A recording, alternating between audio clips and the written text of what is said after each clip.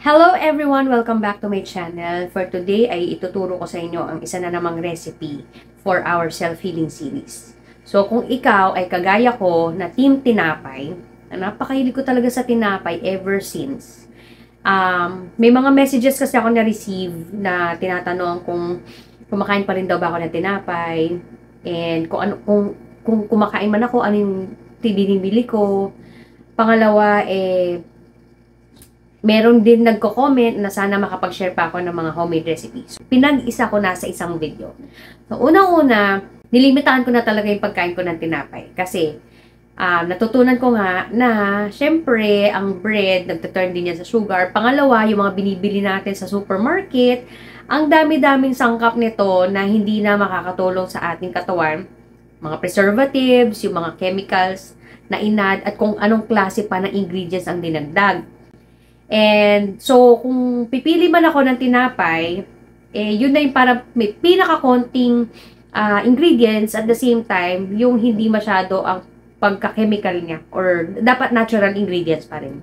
So, itong recipe na ito ay napakadali lang naman. Kung titignan nyo yung mga videos ko before, nag-share na rin naman ako ng mga recipes ko ng bread.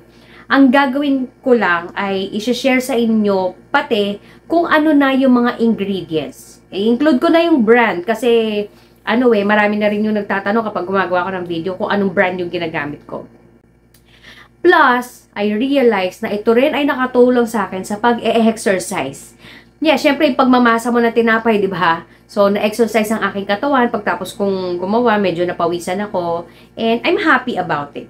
Simulan na natin ang paggawa ng tinapay. Today, ang forma ng tinapay ay yung dinner roll. Okay? Pero, this is also the same recipe na pwede nyo gamitin kung kayo ay merong loaf pan. Yung ganon, yung parang sa tasty. Kasi, hindi ko na mahanap yung ganon ko. So, ang ginawa ko na lang ay dinner roll. Kasi, mas madali kong magamit yung rectangular pan ko. So, itong mga ingredients. Yan. So, for the butter, naghahanap ako ng Arla pero since wala doon sa grocery na napuntahan ko before, Emborg na lang ang binili ko, which is also a good brand. So, kapag walang Arla, yan ang brand na pangpalit ko. And then also yung fresh milk is from Arla as well. Etong flour na ginamit ko ay unbleached flour. So, nakahanap ako niyan. Okay? Kasi, kinumpara ko yung flour na regular na nabibili rin sa grocery plus itong flour na to na unbleached. Kinumpara ko yung ingredients niya. So, dun sa regular flour, ang dami nga niya sangkap plus may bleach nga talaga siya. Ito, itong harina na to, maputi naman siya. Pero wala siyang bleach. So, unbleached siya. And, yun lang naman ang kanyang ingredients, wheat flour. So, that's it. Also, asin, and yung sugar na ginamit ko ay muscovado sugar.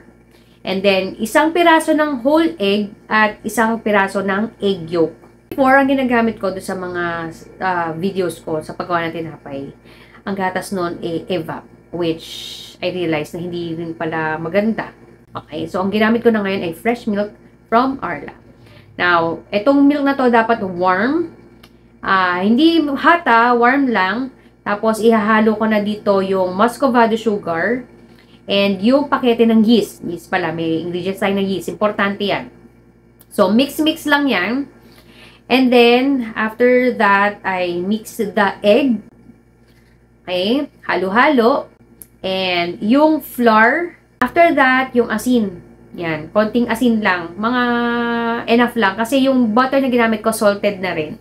So, siguro a pinch of salt, okay na yan. Tapos yung Himalayan salt pa na yung ginamit ko. So, mix together and konting hanggang ma-form siya ng dough. Tapos, nilagay ko na yung butter. Yan. Yung butter dapat, na siya, yung room temperature na butter.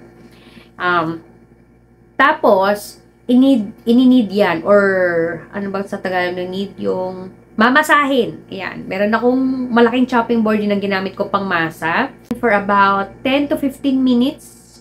And then, ganyan na dapat yung itsura niya. Yung medyo smooth na yung outer layer. Tsaka kapag minasa mo na siya is hindi na masyadong nagbe-break yung dough. Okay. So, in a bowl, nilagyan ko yan ng olive oil, pinahiran ko. And then, papaalsahin ko muna yung tinapay or yung dough for 45 minutes. After that, kapag umalsa na siya, ipa-flatten ko lang ng konti yung dough, papalabasin ko yung air na nakuha niya from dun sa pag-alsa. And then, dinivide ko na yan sa equal parts. Sa recipe na ito, lumabas na 16 dinner rolls yung aking magagawa. Okay. So, binilog-bilog ko na per dinner roll. Tapos, nilagay ko na sa pan. And then, pinaalsa ko ulit siya for another 30 minutes. Kita nyo naman dyan, hindi ganun ka perfect yung mga bola, no? Tsaka hindi ganun ka pantay yung spacing na ginawa ko. Pero okay lang yan kasi aalsa pa yan mamaya. After that, bago ko ipasok sa preheat oven, pinahiran ko muna siya ng butter sa ibabaw para hindi mag-dry. Yung iba ginagamit ay egg wash. Pero ako yung butter na lang mas madali. At saka ayoko na mag-aksaya pa ng egg eh. So, yun na lang. Konting butter. Then, binake ko na siya for 25 minutes. And then, ayan na. Meron na akong homemade bread. I hope na nakatulong itong video na to sa inyo. If meron pa akong ma-share na homemade recipes, sige lang, mag-upload ako para sa ating self-healing series. Please give this a thumbs up kung nagustuhan nyo at i-share nyo na rin ang video na to sa inyong family and friends.